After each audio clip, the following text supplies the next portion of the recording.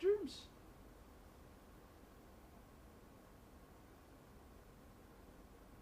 Let's look at the disciples, what they did.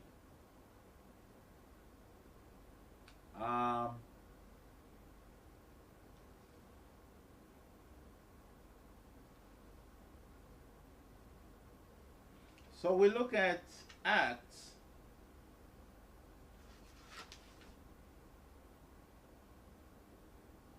chapter 19.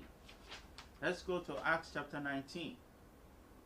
Today is about scriptures. Because it's not just me. It's not what I think.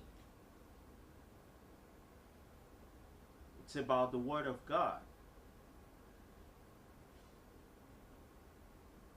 Acts chapter 19. Let's see what's happening there. Because your faith cannot be based on the wisdom of men. The foundation of your faith is the scriptures, is the Word of God. Paul said, no other foundation can any man lay other than the one that is laid already. You see, and everyone that builds on this foundation needs to be careful how he is building on that foundation, because every work shall be tested.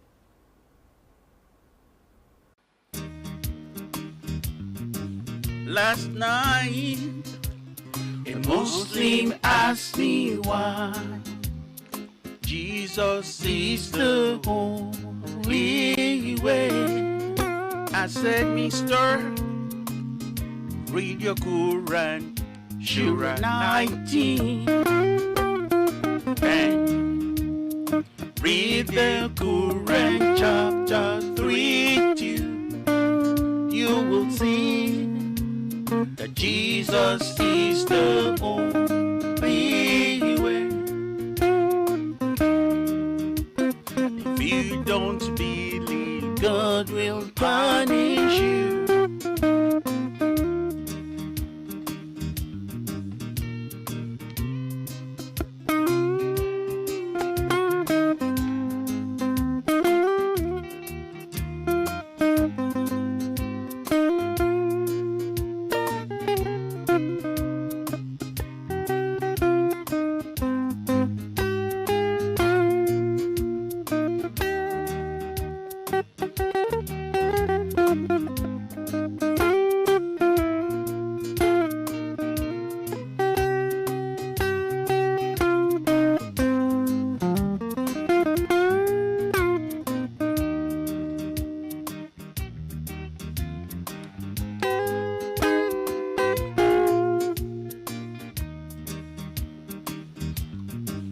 Last night, a Muslim asked me why Jesus is the only way. I said, Mister, read your Quran, Surah 19, and read the Quran chapter 3 too. You will see that Jesus is the only way. And if you don't believe, God will punish you. Last night, a Muslim asked me why Jesus is the only way. I said, Mister, read your Quran, Surah 19, and read the Quran chapter 3 too. You will see that Jesus is the only way. And if you don't believe, God will punish you. Thank you for welcoming us into your living room. Okay, today We're very happy to fellowship with you. Today we are going to talk about something that is very, very important, as you can see from the song that started. It said, a Muslim asked me why Jesus is the only way. Why? Well, it's not only Muslims that are asking these questions. Even Christians are asking these questions. And today we will try to see, to go through the scriptures and try to understand what this is all about. The first text that we are going to look at is Romans chapter 1 verse 16. Romans chapter 1 verse 16. I will read quickly from the King James Version. Romans chapter 1 verse 16. Say, for I am not ashamed of the gospel of Christ, for it is the power of God unto salvation to everyone that believes, to the Jew first and also to the Greek.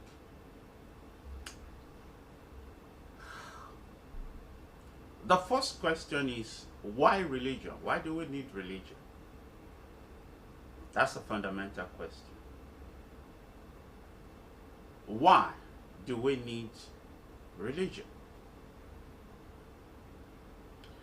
When you ask people that question, you get different answers from different people. Some people know that there are questions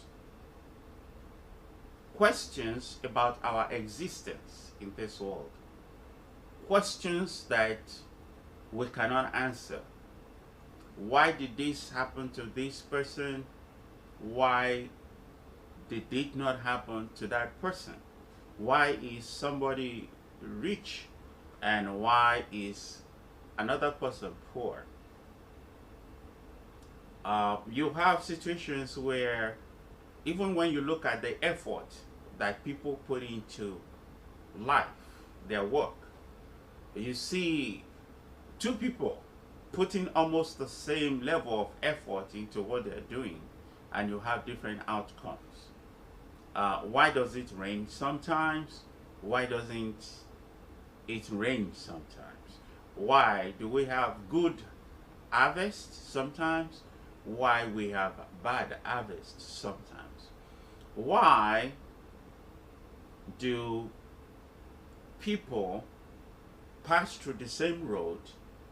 Some end up dying and others successfully go through this same road. We have many questions, and when we are not able to get good answers for these questions, we tend to gravitate towards religion. We feel, as human race, we feel that there must be a superior being out there that can supply answers to these questions. And you are right.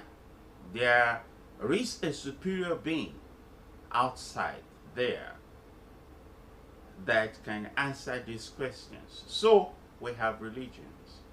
We have different types of religions. Some people worship what they don't know. But we have all kinds of religions. You can name them. Different parts of the world, different civilizations, we all gravitate towards the worship of a mystical being. But if there's the only reason why you seek knowledge beyond the unknown, beyond the known, then it's not enough. It's not sufficient. It's not sufficient. The fundamental question is really what happens after death. That's the fundamental question of religion. When you die, what happens? When I die, what happens? Well, this is a reason why we need to think of what we do here. Some people feel that once we're dead, we're dead. But the things that we see in this world, they give us ideas of what to expect in afterlife. I usually use the example of amphibians. They live their lives in two phases. The spirit of man does not die. Once a spirit is created, it lives forever. An amphibian starts its life in water and completes its life on land. It is very similar. This is a similitude. This is something telling us about what to expect when it comes to this life. We start here on earth, but it doesn't end here. So what's the proof of that? Many people can say there is no proof of that, but I'll give you one little glimpse. You remember the last time you slept?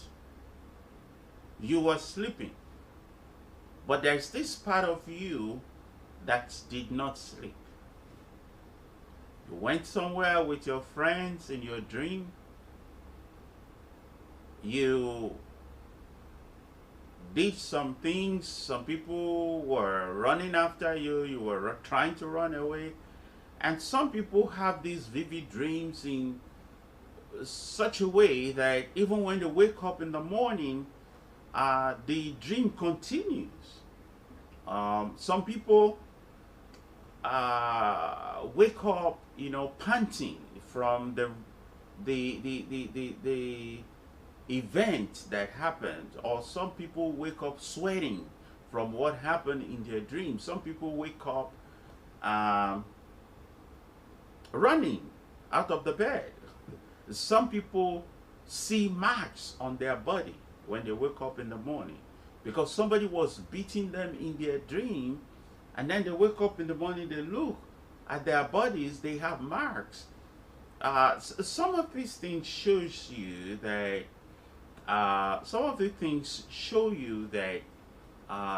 life does not end here. That is the closest I can get. So what if instead of sleeping, when you die, you end up going to a place that you like or a place that you don't like? In actual fact, there are many testimonies or stories from people who died in the hospital and they were being prepared for the mortuary, and suddenly they come back.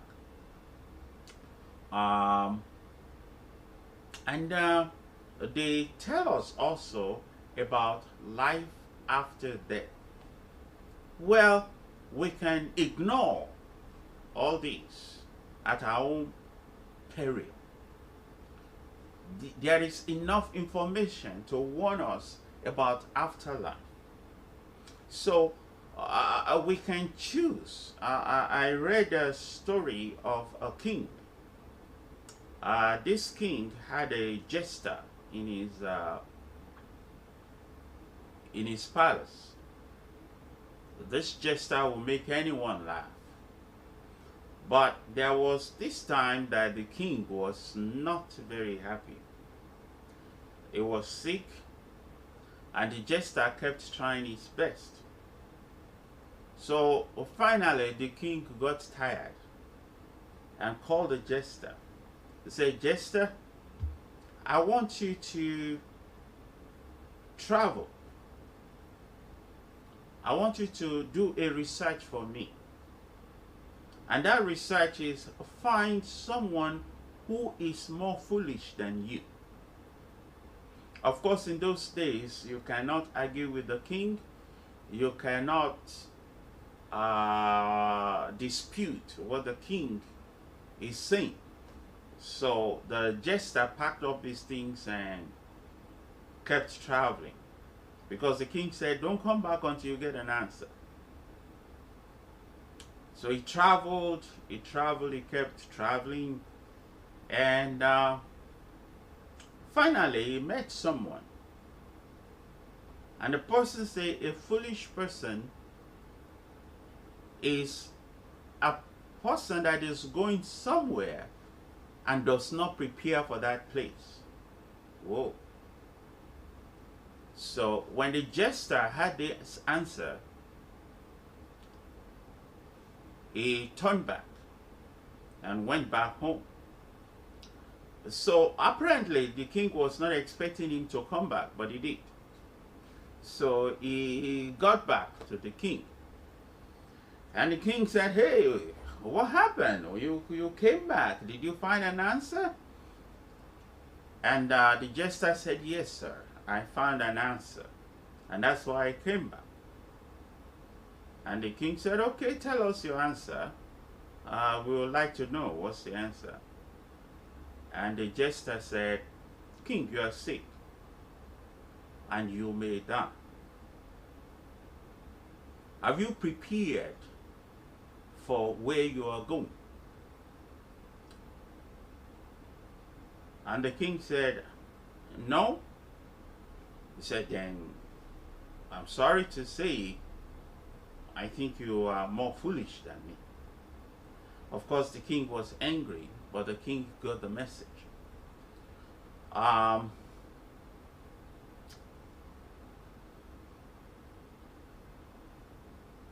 Someday we will all leave this world,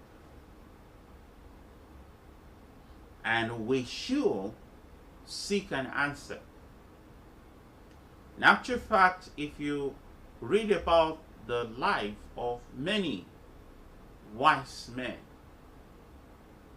wise popular celebrities, towards the end of their life, they ask one question. We have a guy back in Nigeria. He was so popular, a popular politician. He almost became the president of the country, although he didn't. It was so popular that the university was named after him. And towards the end of his life, he documented his search for answers. What happens after life? Because he realized he's nearing the end of his journey. He was nearing the end of his journey here on earth. And that is what religion should be about. If your religion cannot answer that question very well, then there's a problem. Maybe you need to change that religion. When you go to the Quran, Surah 19 and Surah 3, Surah in a common man's language, it's chapter. Chapter 19 and chapter 3 of the Quran spoke extensively about Jesus Christ. Extensively about Mary, the mother of Jesus, the virgin birth of Jesus. So even by reading the Quran, that's what that song was about. You can find out about Jesus. You can learn a lot about Jesus. Of course, there are some discrepancies between some aspects of Jesus' life in the Quran versus the Bible, but you have enough in the Quran to tell you about Jesus. In actual fact, there are new believers now who are becoming believers just by reading their Quran. Just like many Christians don't read their Bible, there are many Muslims who don't read their Quran. If they read their Quran by themselves and understand it and process the information, they may actually come to different conclusions. So, what's religion about? Religion should be about life here, but more importantly, life after death. So, there were many prophets in the Quran, and there were many prophets in the Bible. The similarity between the two is that even in the Quran, there was no other prophet like Jesus. And in the Bible, there was also no other prophet like Jesus. So, this is the fundamental reason for calling Jesus the only way. How is he different from others? Well, in Surah 3, Quran chapter 3, and also verse, chapter 19, it was confirmed that Jesus was born without a father. Jesus had no father. He was born without the normal process of creating a child. I mean, in the Quran. Now, all other prophets were born the natural way. This is distinctive even in the Quran. Of course, in the Bible, we know of the virgin birth. Jesus was born without the normal intercourse between a man and a woman.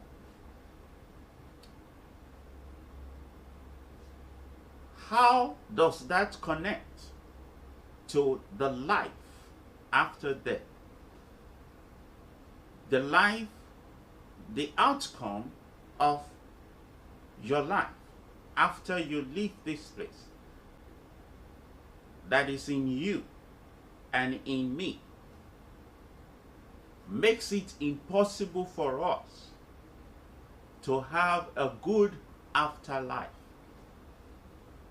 Period. Listen, not only that we have committed sin since we came into this world, we were actually born in sin.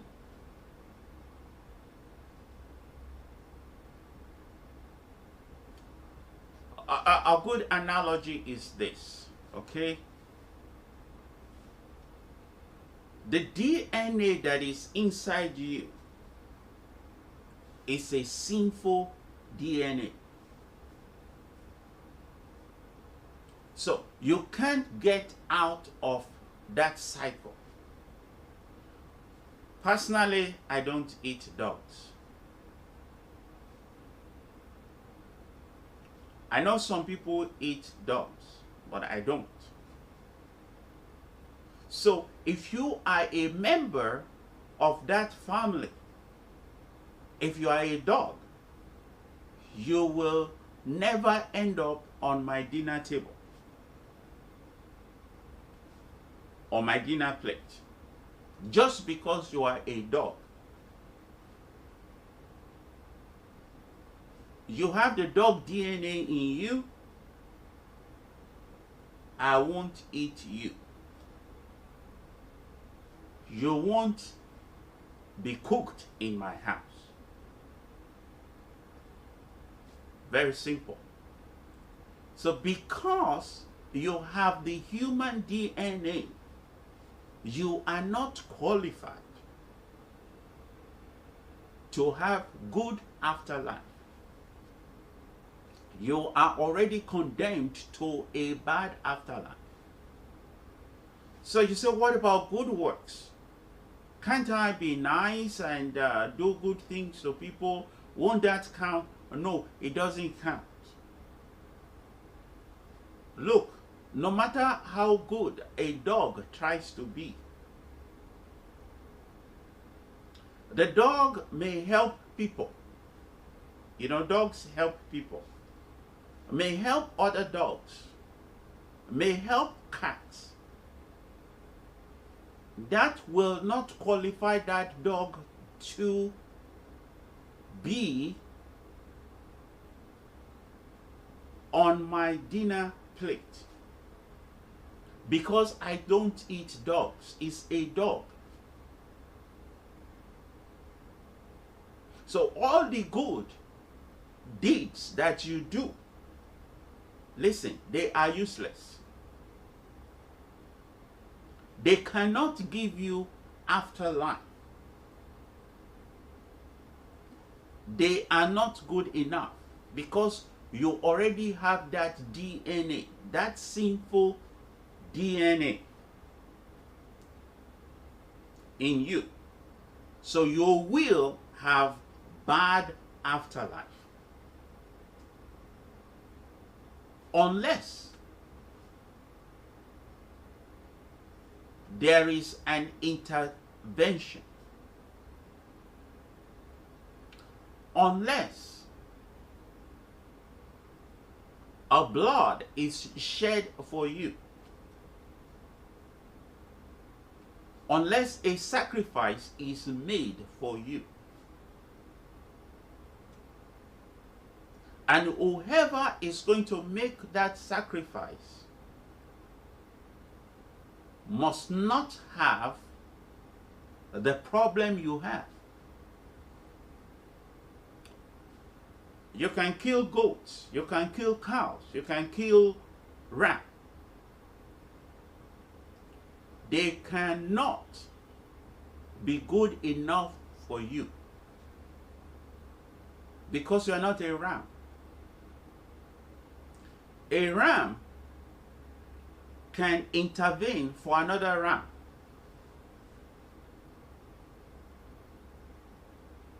A ram cannot intervene for human beings. It has to be a person like you that doesn't have that bad DNA.